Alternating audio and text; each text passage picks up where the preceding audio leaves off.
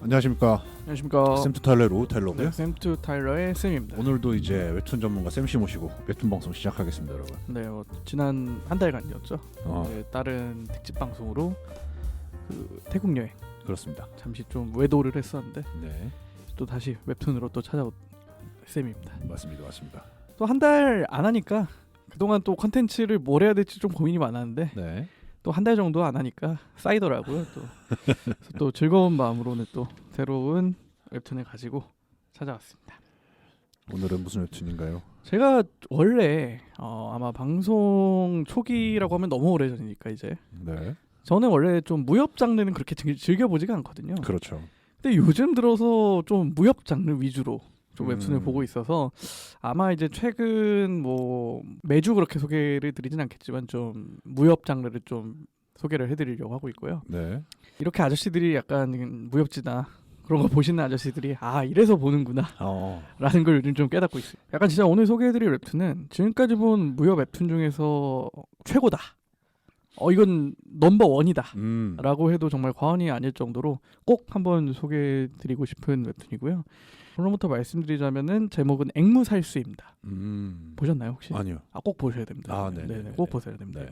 김성진 작가라는 분의 앵무살수라는 작품을 소개해드리려고 가져왔고요. 네, 2020년 2월부터 연재 중이니까 지금 거의 2022년이죠 지금이? 네. 3년을 향해서 달려가고 있네요. 근데 이제 중간에 휴재 기간도 있으니까 뭐 정확히 뭐 만 3년까지는 아닌 것 같고 이야기가 총 3부로 구성이 돼 있어요. 1부, 2부, 3부로 구성되어 있는데 1부, 2부는 다 완결이 났고 지금 이제 3부에 약간 끝을 향해서 가고 있으니까 네. 딱 지금쯤 시작해서 완결까지 함께 가기에 좋은 작품이 아닌가라는 생각이 듭니다. 일단 이 김성진 작가라는 분은 좀 이력이 특이하세요. 일단 네이버 웹툰에서 데뷔작은 오늘 소개해드릴 앵무살수가 데뷔작이신데 데뷔를 일본에서 하셨어요. 네, 그 어렵다는 일본 만화계는 뭐 물론 시장 자체는 지금 네이버 웹툰이 더 클 수도 있지만 뭐 이런 표현이 좀 그렇긴 하지만 만화의 거의 근본 느낌이잖아요. 그렇죠. 네네, 워낙 작가분들도 많으시고 시장이 많이 죽긴 했지만 그쵸. 그럼에도 여전히 살아있는 시장이죠. 출판 만화 시장에서는 아직 뭐 일본에 따라갈 수가 없으니까. 그래서 이분께서는 일본에서 입시 미술 학원 강사를 하다가 만화가의 꿈을 놓지 않고 일본 공모전에 투고를 하세요. 네. 일본 공모전에 2017년도에 일본 공모전에 투고를 해서 여기서 대상을 수상을 하십니다. 그 날고 긴다는 그 만화 작가들이 있는 일본에서 대상을 수상을 하시고 호련히 한국으로 들어오십니다. 그래서 그 경력을 뭐 활용하셨는지 모르겠지만 그 이후로 처음으로 연재를 하신 게 오늘 소개해드릴 앵무살수라는 무협 웹툰입니다. 이게 좀 사실 네이버에 뭐 굉장히 많은 무협 웹툰들이 있어요 지금도. 네. 근데 대부분이 다 웹소설 기반으로 해가지고 그걸 웹툰화가 된 게 많거든요. 그렇죠. 근데 이 오늘 소개해드릴 작품은 순수한 웹툰 원작 작품입니다. 그러니까 이제 스토리와 그런 그림 모두 다 이 김성진 작가분께서 구상을 하신 거겠죠. 혼자서. 네, 혼자서. 일본에서 인정을 받았다는 게 뭔가 보증수표가 될 수는 없지만 그래도 저는 어느 정도의 그 뭐라고 할까요? 퀄리티는 보장이 된다. 그렇죠. 라는 의미는 될 수 있다고 생각을 하거든요. 그래서 그런지 그림체도 상당히 멋있고 진짜 약간 뭐 뒤에도 설명을 드리겠지만 이 만화가 흑백 만화예요. 요즘 흔하지 않은 웹툰계에서는 흑백으로만 채색을 하시고 채색이 없습니다. 그러니까 그래서 더더욱 그런 옛날에 만화책 보는 느낌이 나고요. 그러면서 스토리텔링도 정말 이 무협의 낭만이란 무엇인지 보여주는 그런 스토리텔링을 보여준다고 할 수가 있습니다. 굉장히 칭찬 위주로 가는데 정말 감동하면서 보는 웹툰이었습니다. 저도 그 정도로 꼭 한번 이거는 보시길 추천을 해드리고 싶고요. 이 앵무살수의 주인공은 노소화라는 장강의 뱃사공입니다. 네. 장강이면 양쯔강, 양쯔강이라고 하죠. 요즘엔 그 항상 그 중국 뭔가 삼국지에도 그렇고 그렇죠. 여러 뭐 중국 그런 고전들에 보면은 나오는 그 장강, 장강의 뱃사공이에요. 근데 표면적으로만 장강의 뱃사공입니다. 근데 노소화라는 인물은 알고 보면 엄청난 검술의 고수입니다. 검술의 고수교. 제목이 앵무살수잖아요. 네. 살수라고 여기서도 불리더라고요. 살수가 뭐냐면 쉽게 얘기하면 킬러입니다. 킬러. 그렇죠. 의뢰를 받아서 누군가를 죽여달라라고 하면 죽이는 킬러입니다. 근데 이 의뢰를 앵무새를 통해 받아요. 그러니까 장강의 뭐라고 할까요? 나무로 된 약간 판자 같은 거에 의뢰 내용과 그 보수를 적어서 띄워 보내면은 어. 앵무새가 그걸 물어갑니다. 네. 의뢰를 받아들이면은 다시 한번 이제 그 거기에 OK라는 사인을 적은 그 사인을 다시 한번 그 장강으로 흘려 보내주고 약간 이런 식으로. 그러니까 사실 노소아라는 인물은 겉으로 봤을 땐 사공이고 약간 아무도 이 사람이 살수인 거는 모르는 상태인 거죠. 네네, 그런 인물입니다. 그래서 보통 이제 무협이라고 하면은 그 문파가 있잖아요. 네. 예를 들어서 뭐 많이 나오는 뭐 화산 그런 식으로 약간 무림의 그런 정통. 노소아는 정통과는 굉장히 거리가 먼 인물입니다. 사파군요. 사파입니다, 사파. 네. 그래서 구파검법이라는 검술을 사용해요. 이게 아까 장강의 뱃사공이라고 했는데 강물의 흐름을 따서 만든 검술이에요. 9가지의 그런 검술이 있어서 구파검법인데 정확히 말하면 이 노소아는 창시자가 아니고 이 검법을 창시한 이종보라는 스승이 있습니다. 네. 근데 처음에는 이제 스승은 등장하지 않고요. 그래서 이종보라는 스승이 유일하게는 아니죠. 이제 중간에 제자가 다른 한 명이 나오니까 어쨌든 유일하게 계승을 한, 정확히 표현을 하면 이 구파검법을 계승한 유일한 인물이 이 노소아라는 인물입니다. 그래서 그 이야기의 시작은 선근경이라는 알 수 없는 비법의 고서가 있어요. 고서. 네. 굉장히 오랫동안 전해 내려오는 고서가 있는데 정체 모를 누군가가 이 고서를 노리면서 시작이 됩니다. 그래서 이 고서는 장씨 가문에 보관이 되고 있는데 그 고서를 빼앗기 위해서 중국 전국에 있는 그 살수들, 아까 말한 그 킬러들이 모여듭니다. 이 선근경이라는 고서를 빼앗기 위해서. 그래서 결국엔 이제 버티지 못하고 장씨 가문은 거의 멸족의 길로 가는데 그 와중에 장씨 가문에서는 유일한 딸 장미려라는 딸한테 너는 모르겠지만 네가 선근경의 비밀을 가지고 있으니까 빨리 여기를 피신해서 저기 멀리 있는 큰아버지한테 가라 라고 해서 이제 장미려와 이제 그 장미려를 수행하는 뭐 노인 뭐 거의 집사 같은 약간 그런 사람하고 길을 떠납니다. 그래서 길을 떠나다가 이제 강을 건너야 될 때가 온 거죠. 장강을 건너야 될 때가 온 거죠. 먼 길을 가야 되니까. 그래서 이제 처음에 노인이 뱃사공한테, 그 노소아라는 뱃사공한테 강을 건널 수 있게 해달라라고 부탁을 합니다. 근데 이미 밤이 늦었으니까 일단 우리 집에서 하룻밤 머물고 내일 갑시다 라고 하면서 이제 그 뱃사공의 집에서 하루를 머물게 되는 거죠. 근데 노인이 확실히 이게 좀 경험이 많다 보니까 뭔가 이 노소아한테서 풍겨 나오는 고수의 아우라라고 해야 되나요? 무공을 캐치를 한 거죠. 이제 이 사람이 진짜 고수구나. 누군지 모르겠지만 알 수 없지만 길을 느꼈군요. 그 길을 느낀 거죠. 그래서 이제 그 노인이 부탁을 합니다. 노소아한테 우리가 이런 사정으로 지금 이 아가씨를 지키면서 가고 있는데 네. 괜찮다면은 우리 보수는 넉넉히 줄 테니까 호의를 부탁해도 되겠느냐. 노소아가 처음엔 단칼에 거절을 합니다. 나는 그냥 평범한 뱃사공일 뿐이고 아무것도 하지 뭐 당신이 생각하는 그런 사람이 아니다. 네. 다음날 강만 건네주고 떠나는 거죠. 근데 집으로 돌아온 노소아가 전날에 그 자기 집에서 머물던 그 장미려라는 아가씨가 그 만들어 놓은 음식을 발견합니다. 음식을 먹었는데 그게 그 예전에 어머니가 해주던 음식과 너무나 비슷한 거예요. 거기서 이제 감동을 느끼고 좋다, 그러면은 내가 이 의뢰를 받아들이겠다라고 하면서 굉장히 위기의 순간에 그 장미려 일행을 구하기 위해 나타나는 거죠. 거기서 처음으로 이 노소아라는 인물이 구파검법의 계승자다. 그런 약간 굉장히 강력한 거기서 처음으로 드러납니다. 큰아버지 집에 도착을 해요. 도착을 했는데 알고 보니까 이 큰아버지도 매수가 되어 있던 거죠.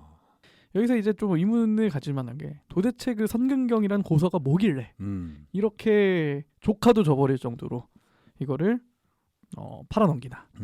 이 선근경이라는 건 뭐냐 하면은 과거 이제 진시황 시대에 진시황이 이제 불로장생을 위해 굉장히 노력을 해왔잖아요. 그 불로장생의 비밀이 적힌 고서였던 겁니다. 그래서 그 장씨 가문에서는 그 비법을 그 장미려라는 아가씨의 등에 문신으로 그걸 남겨놓은 거예요. 그러니까 살아있는 그러니까 선근경인 거죠. 그래서 그 이제 그런 선근경을 쫓던 사람들도 그걸 알아내서 그 장미려라는 아가씨를 다 납치를 하려고 하는 거고. 어쨌든 그런 또 위기의 순간이 있는데 결국 또 노소아가 장미려를 구해냅니다. 뭔가 큰아버지의 인상이 좋지 않아서 내가 다시 와봤다. 뭔가 이제 둘 사이에도 양반 뭔가 기류가 있는 거죠. 어느 정도. 네.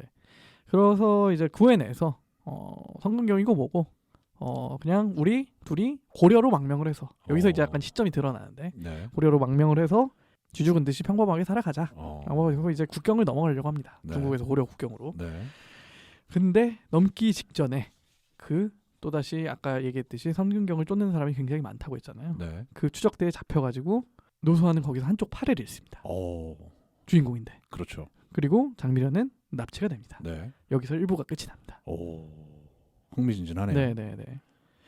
이게 사실 말로 설명하는 것과 이거는 그 실제 작품이 전개되는 방식이 정말 크게 차이가 있어요. 그렇겠죠 아무래도. 네, 이거는 정말 제가 생각을 해도 이 작품의 매력의 10분의 1도 이 방송을 통해서는 드러낼 수 없다고 생각이 들고요. 네.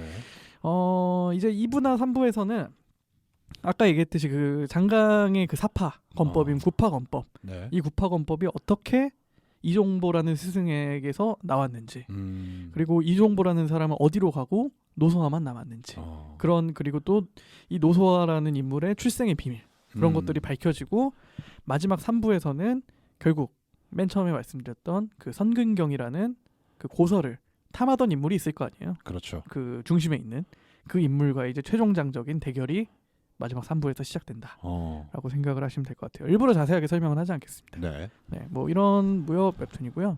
제가 사실 무협을 소개를 안 하진 않았어요. 뭐 그동안 뭐 좀 오래전이긴 하지만 고수라는 웹툰도 소개를 했었고, 네.